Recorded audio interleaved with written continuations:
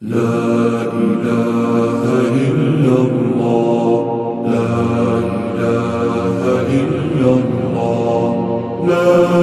jours s'égrènent et chaque jour de plus nous rapproche inexorablement de l'arrivée de ce richissime et glorieux mois de Ramadan.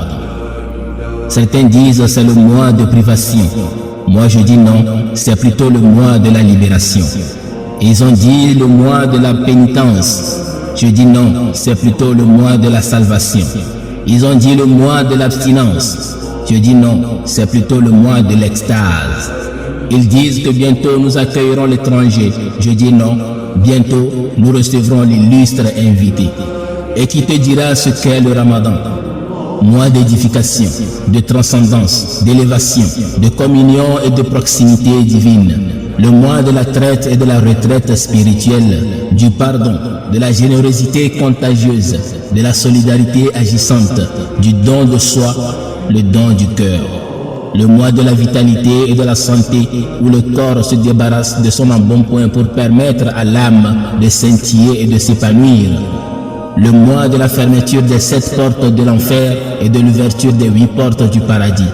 Chers frères et sœurs en islam, un tel mois, un tel illustre invité ne doit arriver dans une demeure où il existe de la saleté morale, une demeure où les cœurs sont emprisonnés par la haine et la rancœur, une demeure où l'immoralité s'est érigée en maîtresse des lieux, où l'adultère, la fornication, les avortements, l'arnaque et la corruption sont devenus des valeurs promues. Et c'est à chacun de nous qu'il appartient de prendre toutes les dispositions nécessaires pour assainir le corps et le cœur.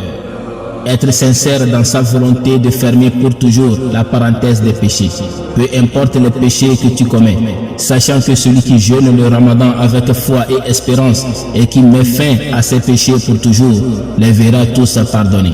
Je t'invite ici et maintenant à prendre alors cette décision qui changera ta vie de manière positive à coup sûr, c'est-à-dire prendre l'engagement de passer à une autre vie, en renonçant pour le reste de ta vie aux péchés que tu commets.